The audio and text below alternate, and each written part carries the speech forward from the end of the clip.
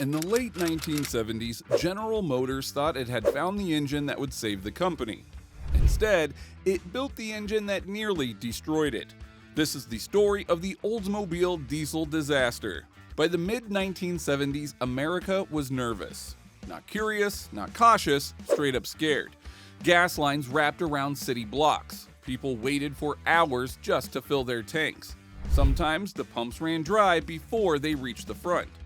Prices climbed fast. What used to feel cheap suddenly felt out of reach, and no one knew when it would end. For decades, American cars had been built around one idea: big engines. Powerful, comfortable, thirsty. That formula had worked for a long time. But almost overnight, it stopped working. V8s didn't look exciting anymore. They looked reckless. Buyers stopped asking how fast a car was and started asking how far it could go. And while American brands struggled, imports moved in. Smaller cars, better mileage, fewer fill-ups. Every month, more buyers walked past domestic showrooms and drove home something foreign. For GM, this was serious. Their entire business was built around engines people suddenly didn't want. Their factories, their platforms, their profits, all of it depended on engines people no longer wanted.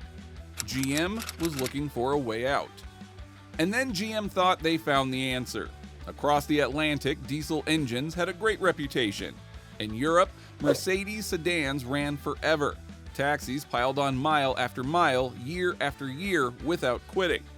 People talked about engines that lasted 500,000 miles, sometimes more. Diesel wasn't flashy, but it was tough, efficient, and dependable.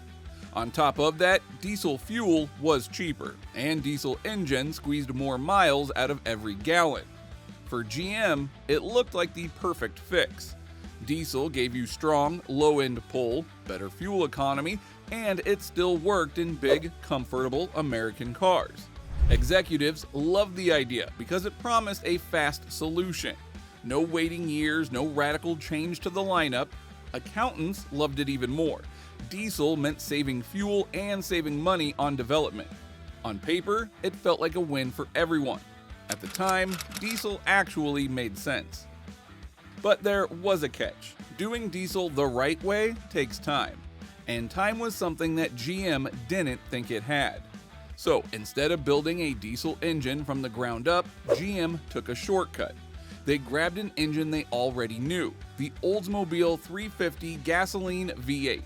It was proven, it was cheap to build, and all the factories were already set up for it. The plan was simple: change a few parts, add diesel fuel systems, and move fast. Inside GM, some engineers were not comfortable. They knew diesel engines play by different rules. They warned that this wasn't just a small tweak. A gasoline engine works with a controlled burn. A spark ignites the fuel and the pressure builds smoothly. A diesel engine is different. It relies on extreme pressure.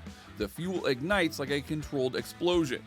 That means far more force inside the engine, more stress on the block, more stress on the heads, more stress on everything holding it together. Some engineers said the old gas engine wasn't strong enough for that kind of punishment. Management listened and moved on. The schedule mattered more than the warnings. The problems showed up fast. Cold mornings were the worst. Owners turned the key and waited and waited. Sometimes the engine wouldn't start at all. Other times it would stumble to life, shaking and clattering like it was falling apart. And these cars were loud. Not just like diesel loud, but harsh and rough in a way that people were not expecting. Neighbors stared, passerbys turned their heads. People felt embarrassed driving a brand new car that sounded broken. Then came the breakdowns. Cars stalled in traffic. Others died on the highway. Tow trucks became a normal part of ownership. And then the real failures began. Engines started losing coolant. Oil turned thick and milky. White smoke poured from the exhaust. Inside the engine, the seals failed. Pressure escaped and major parts began to destroy themselves. Some engines didn't even make it to the first oil change. And that is where things really went wrong. People paid extra for this engine, And instead of saving money, they were being punished for trusting it. And the engine wasn't the only problem. Back then, diesel fuel in America wasn't very clean. Water in fuel was very common. Good diesel engines are built to protect themselves from that. This one wasn't. There was no proper way to separate water from the fuel. When water reached the fuel system, damage followed fast. Injection pumps failed, injectors clogged, engines stalled without warning. Some cars shut off at highway speeds, others never started again. And then came a mistake that many owners didn't even know they could make. These cars look just like the gasoline versions. Same badges, same fuel doors. One wrong fill-up was enough to kill the engine. Gasoline destroyed the fuel system from the inside. Repairs were expensive, sometimes more than the car was even worth. Dealers weren't ready either. Many technicians didn't know how to work on diesel cars. Parts were hard to get. Cars sat for weeks. Owners waited and anger grew. What started as a bad engine was turning into a complete mess. The fallout was enormous. Even before cars hit the streets, problems showed up in testing. California's carb tests? Well, most engines failed. And it wasn't just the engines. Some transmissions couldn't handle the strain either, giving out under pressure. Customers started suing. Class action after class action. Individual owners demanded compensation. And GM, instead of admitting a mistake, they doubled down. More cars, more diesel engines, more promises that couldn't be kept. By this point, it wasn't just an engine problem anymore.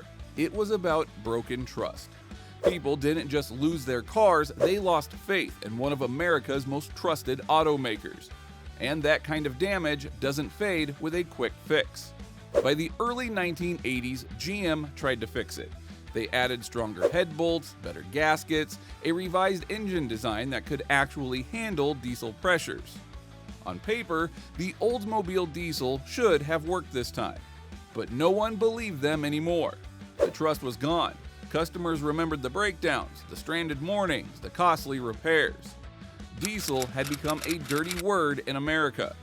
The aftermath was brutal. Oldsmobile, once a symbol of innovation, started to decline. Other brands in GM's lineup quietly abandoned diesel as well. Meanwhile, European diesels kept running smoothly, racking up miles and loyal customers. That one engine scared people away from diesel for years. The lessons of the Oldsmobile diesel would linger for decades, a reminder that shortcuts can cost more than money.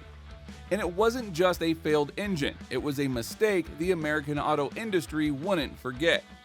Now, if you love this deep dive into one of the biggest automotive disasters ever, hit subscribe for more stories that shook the car world.